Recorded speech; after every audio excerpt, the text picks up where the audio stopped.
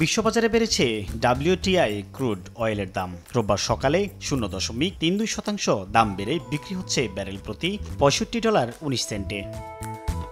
দাম বেড়েছে ব্রেড অয়েলেরও। একদিনে $0.25 দাম বেড়ে বিক্রি হচ্ছে ব্যারেল প্রতি $69.67। গত সপ্তাহ থেকে ঊর্ধ্বমুখী থাকা গ্যাসোলিনও বিক্রি হচ্ছে বাড়তি দামে। রোববার গ্যালন প্রতি গ্যাসোলিন বিক্রি হচ্ছে প্রায় $2। আরেক জ্বালানি কয়লার দামও ঊর্ধ্বমুখী। প্রতি টন $1.35 বেড়ে বিক্রি হচ্ছে $106.40। তবে কমতির দিকে রয়েছে প্রাকৃতিক গ্যাসের দাম। 0.56% দাম কমে বিক্রি হচ্ছে MMBTU প্রতি $3.17।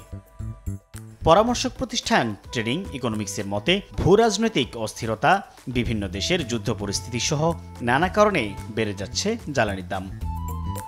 সাইফুল ইসলাম, সময় সংবাদ।